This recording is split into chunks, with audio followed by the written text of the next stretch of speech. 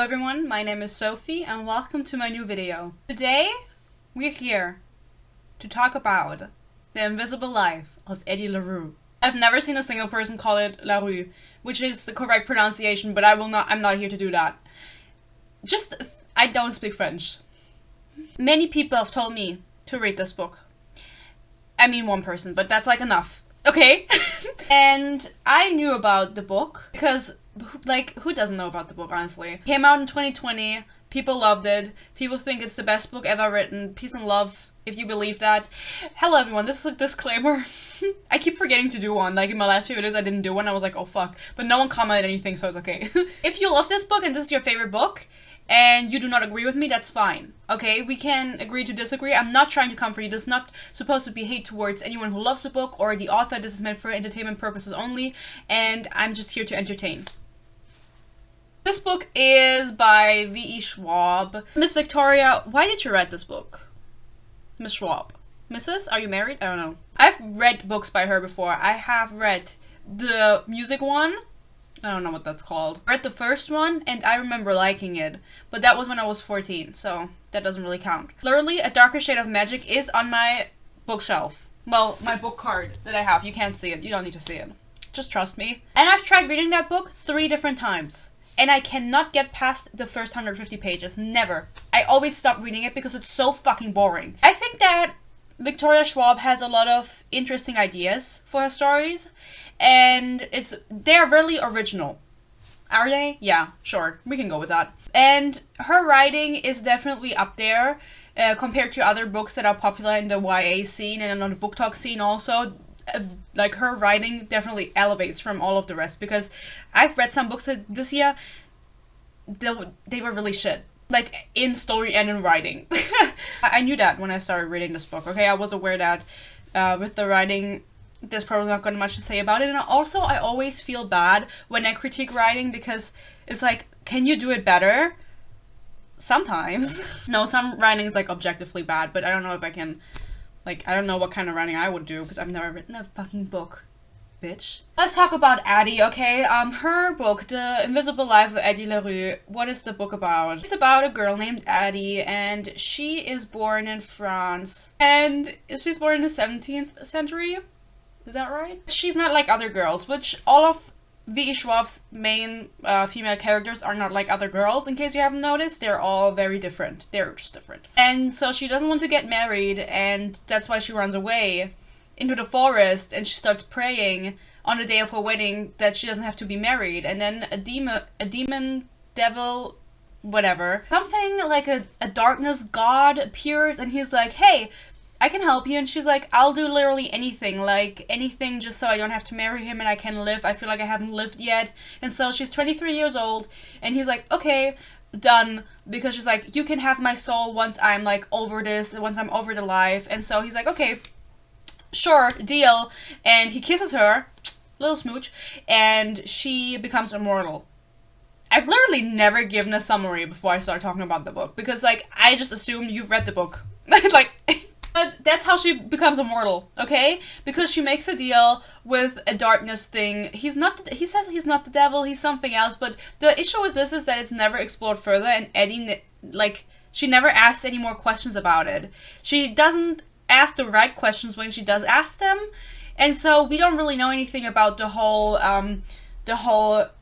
bigger being thing, because she asks him about God and he gives like an ominous answer. But I feel like if I were her, I would be pressing more. Like, this would definitely be of interest to me, because when she prays, when she makes this deal, she's outside in the woods and she's praying, and she doesn't even know really if she believes in these gods she's praying to, because there's the old gods, the new gods. She doesn't really know what she believes, and all of a sudden there's like a darkness thing in front of her, and it's like a god. She never explores theology further, which is something that I would think she would pursue, just in interest of figuring out what happened to her, and if this has ever, like, if there was anything ever written about it in history. You know what I mean. Like, she doesn't care. Addie is like she really doesn't care about much besides herself and her curse. She doesn't care about anything. We'll get to it. And also, she explains that there's like this woman in her village that always prays to the gods, and she's very knowledgeable about them. And also her father always told her a lot of fairy tales, and so you would think as the reader, oh, Addie must know what she's like talking about when she's like praying and she's asking for this. She must know to be cautious and that she has to use her words wisely, but she just doesn't do it. She doesn't. And that's why she fucks up her deal and she becomes immortal. She can't die. She can't die of like hunger and shit. But everyone that meets her forgets her immediately, which is why it's the invisible life, because she exists, but as soon as the person leaves the room, or she's out of sight, they forget about her. They don't know that they've met her and everything. So it's a very lonely life because she doesn't have anyone. We'll get to that. Let me just get into the fucking plot now, because like, why am I giving you a whole ass summary? That's not my style. Also, with this curse, it means that no one can, because no one remembers her, she also cannot say her real name, and nobody can take pictures of her either. The way she says it is she can't leave a mark, so whenever she writes something down, it just disappears, or when she draws something, it disappears. And so that made me think, like, can she take shits? Like, does she have to take shits? Because, like, she can't leave a mark, so does the shit just disappear? Does she have a period? That was my review of the book. I gave it 2 stars and I was like, can she take shits or not? Because she didn't say. I want to know. The cat, also named Toby. Why does this always happen? The cat, also named Toby, looks at her as she blows on her tea. She wonders if the cat remembers. She has been alive for 300 years at this point. And she wonders if the cat remembers. I don't understand why this woman has never, like, had a pet. Okay? Why did she have never get a dog? Because if the curse works the same way on animals and they forget you when you are out of sight, your animal would be by your side the whole fucking time and you wouldn't be as lonely because you would have a pet and you would take it with you everywhere. A cat, a dog, whatever. You know? A rabbit. That was something that confused me because she's so fucking lonely, but I think the immortal life would have been much better if she had a dog. She also in her whole life never tried to get a place to stay permanently, and then she complains about it, that she's like, oh, I can never settle anywhere because if I get a hotel room, then the owner will forget that they've given the hotel room to someone and I will like be thrown out because they think I broke in. But I feel like there's so many abandoned places where you could just make yourself a home. Whatever. And this is what she settled on. She can go without food, she will not wither. She can go without heat, the cold will not kill her. But a life without art, without wonder, without beautiful things, she would go mad. She has gone mad. Books, she has found, are a way to live 1,000 lives, or to find strength in a very long one. She's a reader. She's an artist. She loves art, obviously, because what else is there to do when no one remembers you? Like, that would be fucking boring. Like, imagine having, like, 300 years of your life, but you start in the 17th century. There's, like, nothing to do. But the problem with Addie is that she's just very boring. She makes very few references to art. I mean, it's discussed a lot, art and how ideas are so powerful because she can't leave a mark, but she can inspire music, she can inspire art, and that's how she leaves her mark, even though that no one knows, like, it was her. I don't know, she makes reference to, like, 3 different novels, and that's it, and also, it took her like a decade to learn how to read, which is also ridiculous. How long is a decade, bitch? What the fuck? Like, did you have anything else to do at the time? You know what I mean? Like, why did it take you so long? You know, the issue with this book it just kept going for me because I think it's a very good idea. I think the idea of the concept of it is really nice, but I just felt like it's a lot to pull off in a proper way, and Addie was just a very boring person. She never talks about any historical events. You flip back and forth between the present and the past, how she kind of like figured out what her curse meant and whatever. Unboxing! No! I bought the wrong thing! No! I wanted to get a massage thing, but it says muscle facial massager. Oh, it doesn't say facial, it says fascial. What the fuck is that? I was like, facial? It's literally just like a muscle reference. Okay, then I bought the right thing. Don't tell anyone, it's a present. Oh my god, it has like Christmas wrapping inside of it. What the fuck? What's that in there? So I can wrap it in fucking paper? No fucking way. We go back between the past and the present. And the only thing to see of the past is when she tries to figure out the curse. It's very boring. And also, you don't see any historical events. I was thinking in the beginning of the book, if she is 300 years old, what the fuck did she do during the Holocaust? And we get a throwaway line later, or a whole scene actually, but whatever, where it's like, during the Holocaust, she was a French spy. So, because no one remembered her ever, she could just go back between Germany and France because she spoke both languages, and then she would, give information to the French. And so she kind of fucks up and then she has to get saved, and she's in a German cell for like 5 minutes, and that's all. That's all you get. You don't even see her being a spy or anything. She never tells any stories about what she did and all of these events. I mean, the Second World War is not the only significant thing that happened between the 17th and the 21st century, you know what I mean? There was a lot, like, Civil War, bitch, you were literally in America. What the fuck were you doing? It was a lot of things that could have been explored and that would have been interesting and would have also added to her character, because she doesn't really have a character. She doesn't really do anything. As I said before, she's like, oh, I love art, and then she's like, art is so important, ideas are so important, but then she doesn't elaborate more. And she doesn't, like, there's no notable people that she meets besides Beethoven and Voltaire, but, like, fuck them. Peace of love, fuck them. And I was excited for that. As someone who really enjoys history, I was excited to see how she experienced that and how V. Schwab would incorporate that into her story, because obviously you would think that those 300 years would shape her, but she feels the same as she did when she was 23 making that deal, and when the book is over and she's 300 years old. She doesn't develop. Her character doesn't develop. She just stays the same. She feels very young and childish, and also she refers to everyone as a boy or a girl, because obviously they are young to her because she's 300 years old, but that just makes it weird when she starts hooking up with people. She's like, oh, the boy. I was like, boy? Also, have you ever killed someone? Have you ever witnessed someone being killed? Like, crimes being committed that, like, shocked you, traumatized you? Or what the fuck? Like, tell me something that makes me relate to you, that makes me feel like, oh my god, that must have really been hard. But she just keeps going on and on about, oh, it's so hard to live like me, it's so hard to live like me. But why? I'm just supposed to connect with the idea of you being, like, always forgotten, but it doesn't connect to me because you don't do anything, girl. You gotta go out and start doing shit. That is the issue with Addie. That is why I gave the book 2 stars, because it was just so unrelatable for me.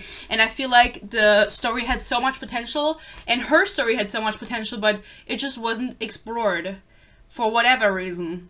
God knows, I don't know it. Day breaks like an egg yolk, spilling yellow light across the field. Don't talk about, like, don't use eggs for metaphors. She does it twice. And also, it reminded me of Lightlark, because didn't she do that in fucking Lightlark? She, like, using eggs to describe the sunrise. She got it from this. She got it from this, because I've never heard that expression before. Before Lightlark, I read that before this, so...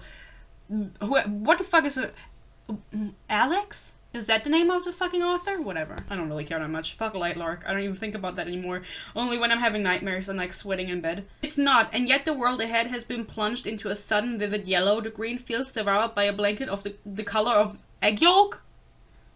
So, the main plot is actually really, like, it's not even the plot. Basically, Addie decides to be in New York, which, listen... Okay, this is another issue. I don't know how much me, a German girl, sitting in her room talking about a fucking book can, like, get this point across, but Addie has lived for 300 years, and all the places she's ever explored were Central Europe and America. She mentions in throwaway lines Budapest, and I think she also mentions Shanghai, but I might have imagined that.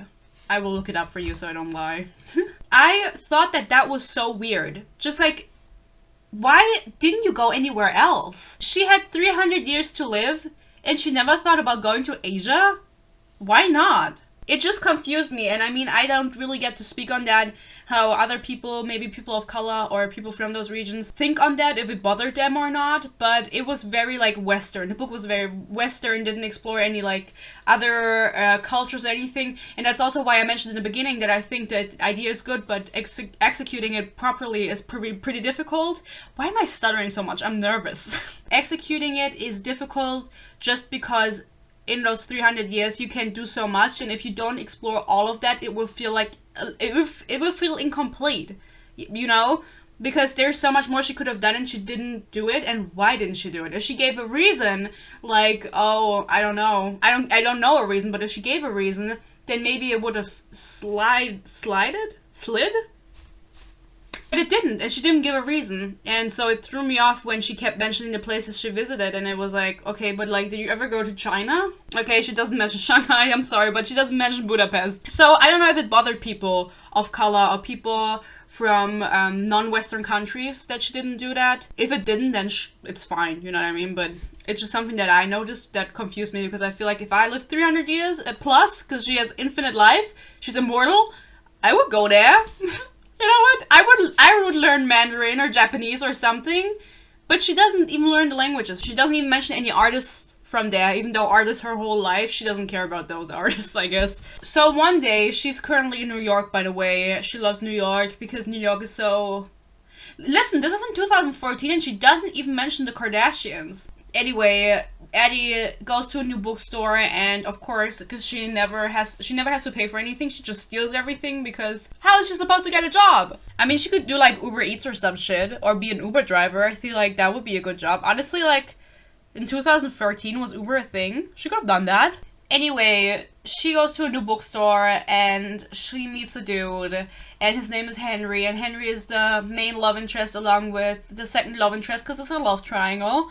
And Henry is so fucking boring. He works in the bookstore, and he remembers her. He looks exactly like the dude that Addie imagined in her youth. She used to imagine a really pretty man with black curly hair and green eyes, and that man would take her away, marry her, show her the world. And when she makes the deal with the darkness god, he appears to her in that form, like kind of mockingly.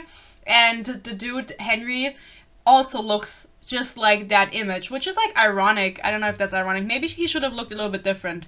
I don't know. It's kind of boring. Also, every man in this book has curly hair. The amount of time the word curl or curls was mentioned, I was like, oh my god, girl. Does no one have straight hair? Is that out? Yeah, but she meets the dude and he eventually remembers her. And it's like, that's, you know, that thing. They start falling in love. And I literally wrote down, I just realized I'm reviewing, because up to page 300, I wasn't really taking any notes because nothing was happening. There was no plot. We kept skipping back and forth between present day, past day, but it was always just Addie going, I hate my life sucks, no one remembers me. I was like, I get it. I get it. At first I felt bad, now I get it. Shut the fuck up. We get like flashbacks of her having to sell her body for money, and how she became more witty with it, and she started poisoning men and fuck men. She made the deal, and a year later, on the day she made the deal, the darkness god makes an appearance, and so the flashbacks from now on that we get is always on the day of the anniversary, or when the darkness god makes an appearance. And he was honestly the most interesting thing of the cast.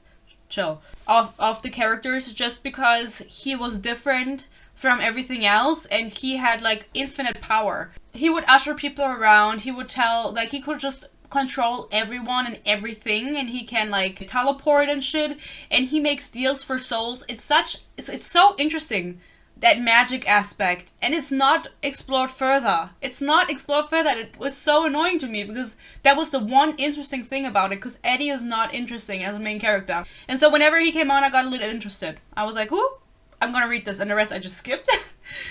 No, I'm kidding, I read it, don't worry. I don't even have any quotes to read out, because it's just like, I can just tell you what happened. He makes an appearance after 1 year. He's like, hey, have you missed me? She's like, fuck you. She's angry, and then with time, they're like enemies to lovers. They're enemies, but with time they become more, they become a little chill.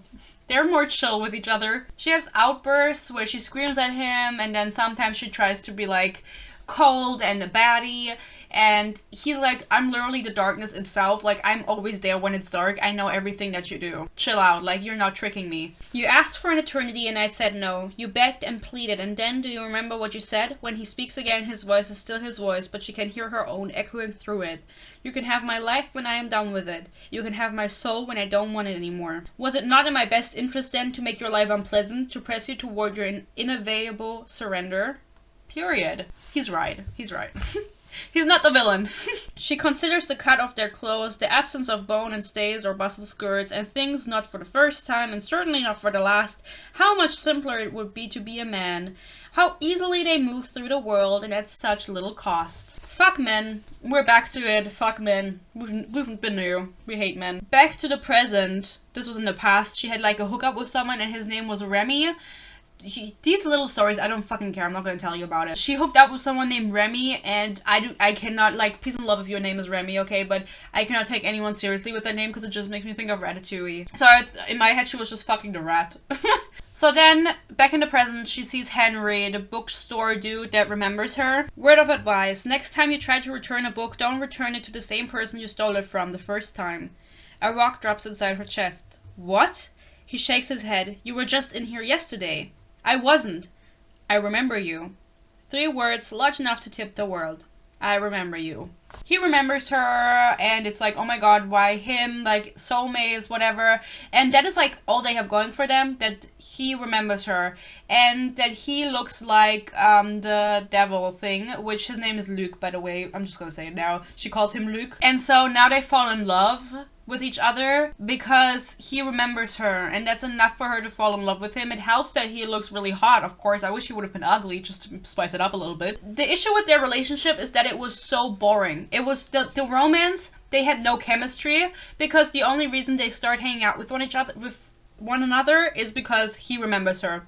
Of course, it helps that he has all of these aspects, like he is a bookstore owner or he sells books and he studied theology, but he never explores the theme of like a darkness god, making a deal with a darkness god with Luke further, which confused the fuck out of me, why no one ever like wanted to know more about that. Like, isn't that interesting? No? Just me? Okay. And he's super hot.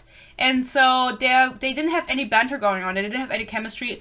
Addie had so much more chemistry with Luke, and I was hoping they would end up together, but she just wants to be with Henry. I don't know why. He's of course a little sussy because there must be a reason that he remembers her, and so he asks her, what do you see when you look at me? And she's like, I just see a boy with dark hair and kind eyes and an open face. And he goes, is that all? Of course not, she says, but I don't know you yet. So it's kind of weird that he asked that question and makes you think, oh my god, there's something up with him, which of course there is.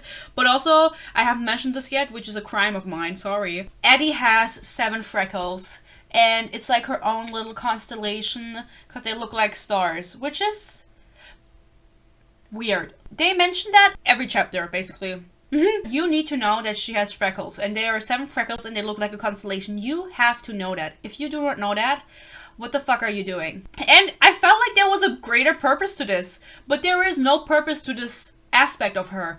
It's like, that was like a whole part of her personality, of having 7 freckles. And like, how do they even look to be that pronounced and people being like, oh, it looks like a constellation? Because I've never fucking heard anyone say that about anything.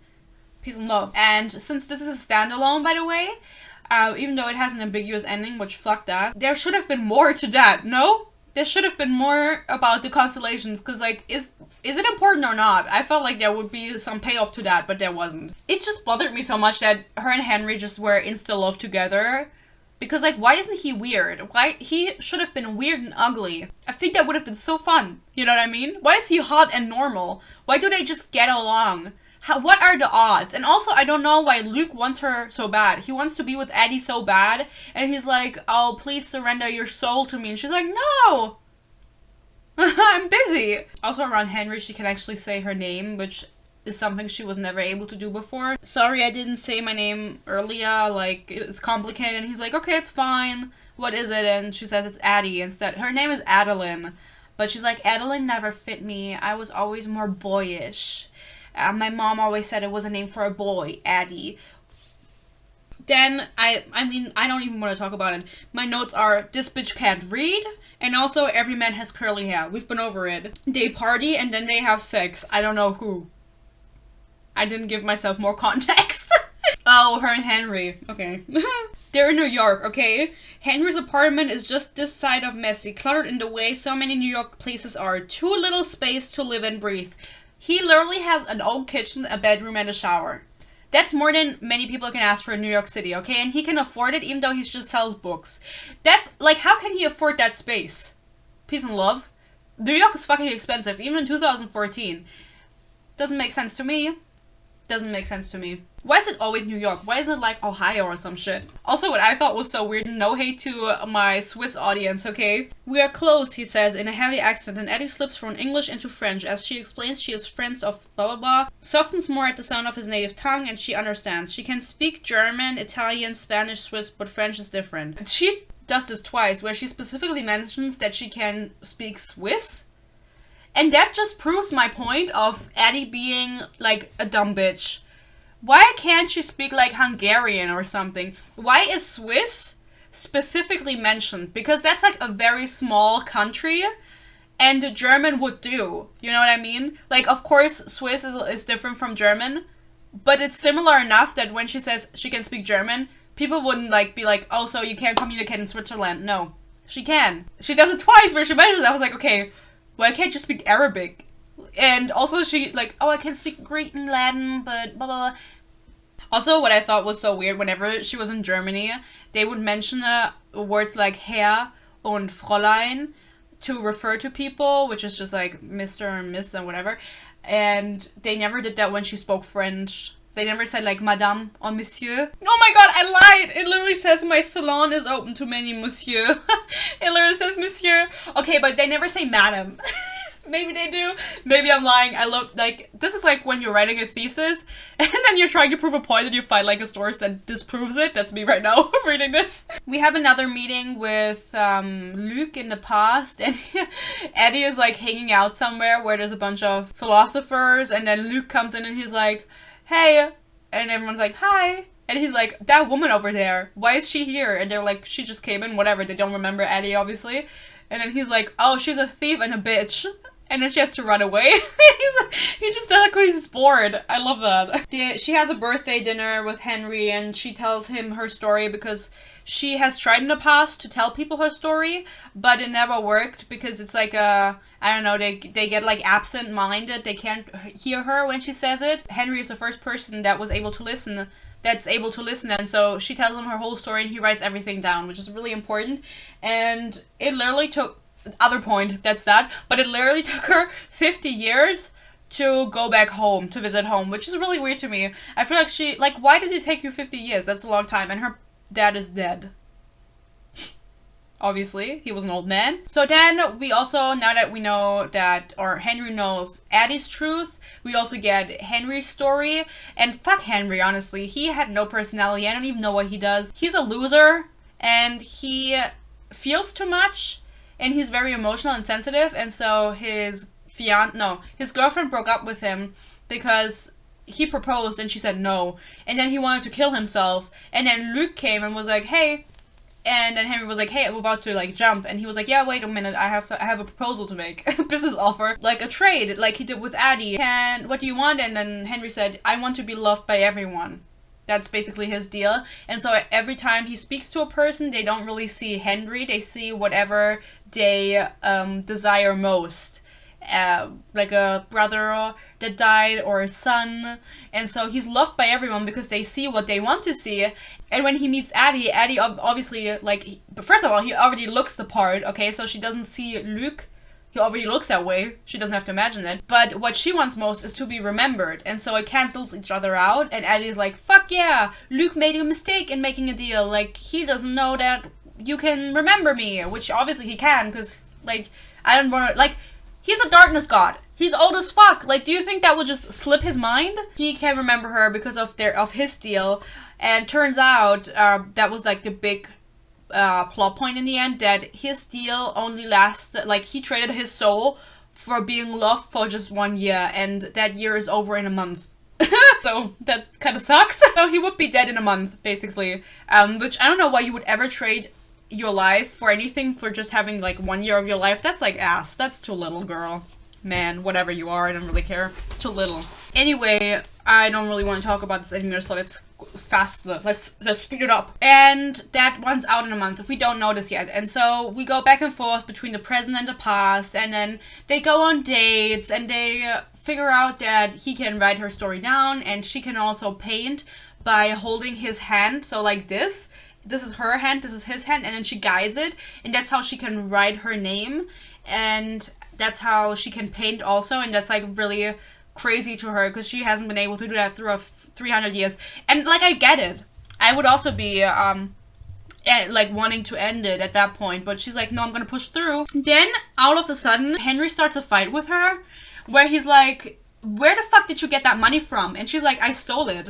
And like, what else am I supposed to do? And he starts getting really angry. He's like, that's not gonna work for us. That's not gonna work for us. And she's like, bitch, what the fuck am I supposed to do? I can't get a job. And it was so weird to me that he started a fight out of the blue. Like, for what reason did you start this fight? You knew this. Like, but it doesn't really matter. They make up and then they fuck. Luke decides to show Addie his true self and how he takes souls. And basically, for some reason, Mrs. Schwab decided that, you know what, Beethoven would be the best person to demonstrate this on. And so he takes her to Beethoven and he's like, okay, your time is up, Herr Beethoven. That's literally what he says. And he's like, no, please don't take my soul. And then he takes Beethoven's soul to prove that Beethoven also made a deal, because, you know, he went deaf in old age and he still composed music. So that, like, he never explains the deal that he made, but there must have been a deal there that he was still able to compose music. Whatever, I don't really know. Addie is like, oh my god, he just revealed his true self because he didn't look human. She doesn't really describe the way he looks. She just always says, oh, he looks like darkness. He's darkness. I don't know what that means. I don't know what that means. And so it's like really brutal.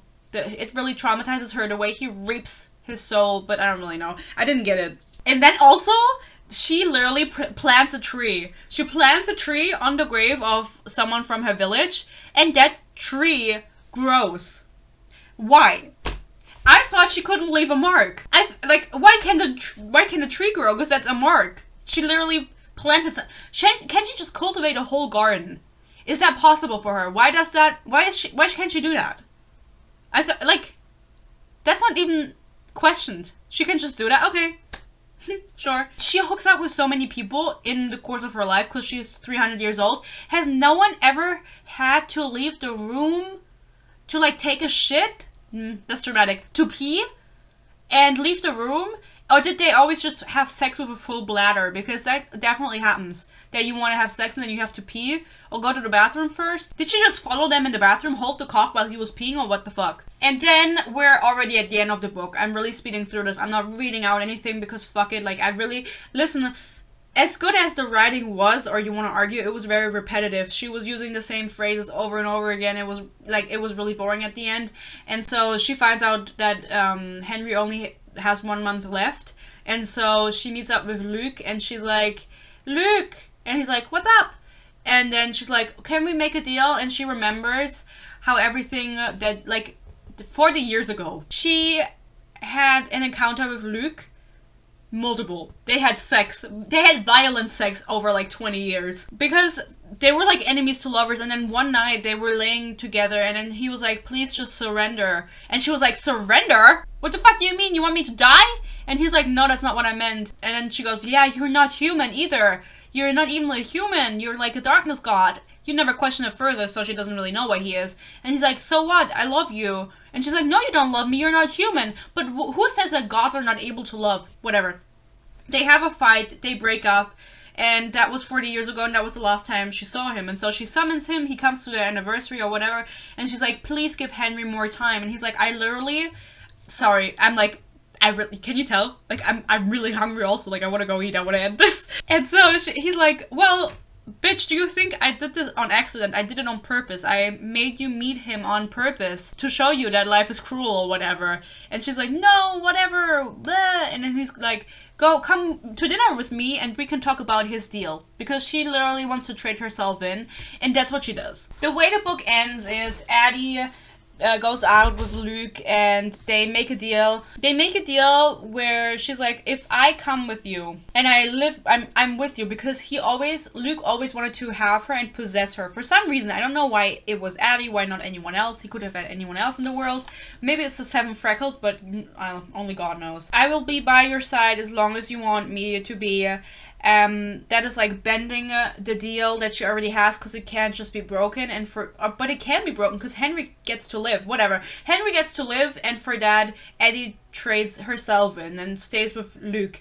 And she also says, oh yeah, but Henry has to remember me. And he's like, okay, we can do that. So Henry is the only person in the world that gets to remember Addie, and he publishes all the stories that he's written down by her as a book, which is called The Invisible Life of Addie LaRue. So that's like a fourth wall kind of thing. I don't really care. I don't really know the terms. And then he publishes the book and he's like, I'm so sad she's gone. I don't know why he keeps living. Like, he should just kill himself. I don't know. Sorry. Addie hates Luke at this point. I don't really know what she feels, actually. I don't really care. But basically, she is like, oh, I outsmarted him, and I'm gonna read it out to you. And as she looks at him, she thinks of all the things her eyes would say. That he has made a grand mistake. That the devil is in the details, and he has overlooked the crucial one. That Semitic's ways seem small, but he taught her once that words were everything. And when she carved the terms of her New Deal, when she traded her soul for herself, she did not say forever, but as long as you want me by your side. And those are not the same at all. If her eyes could speak, they would laugh. They would say that he is a fickle god, and long before he loved her, he hated her, he drove her mad, and with her flawless memory, a scholar of his cruelty. She has had 300 years to study, and she will make a masterpiece of his regret. Perhaps it will take 20 years. Perhaps it will take 100. And that's when I stopped screenshotting. But, like, imagine having to do it. Like, Henry will be dead. And maybe the world, like, there's climate change, you know what I mean? Like, even in 2014 there was climate change. Maybe the world will not even exist anymore. Is that really worth it? Like, all over a dude that you've known for, like, 2 months max. And that had no personality, but also she didn't, so whatever. And that's how the book ends. So it's a very ambiguous ending where it's like, oh, I'm gonna make him hate me and be set free afterwards.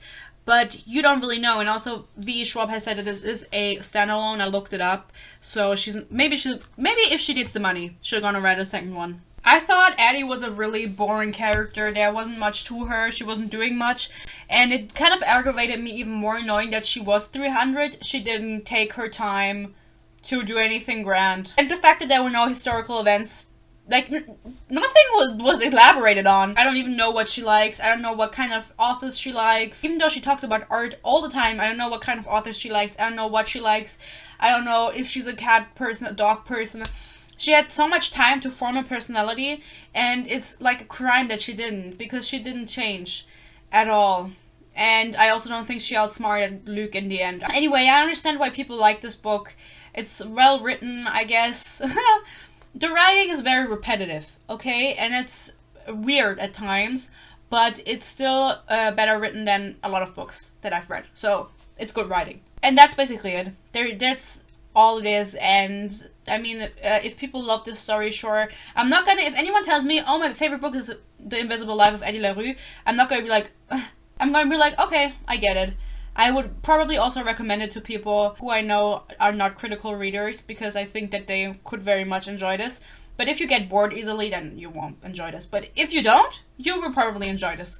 But I didn't. So I gave it 2 stars. Shout out. Yes, I hope you enjoyed this. I don't know what I'm going to read next. If you want to see more from me, and if you want to know what I'm going to read next when I figure it out, you can follow me on Instagram and on TikTok. And that's all I have to say. Thank you so much for watching. Stay happy, stay healthy, and maybe I will see you in my next video. Bye bye.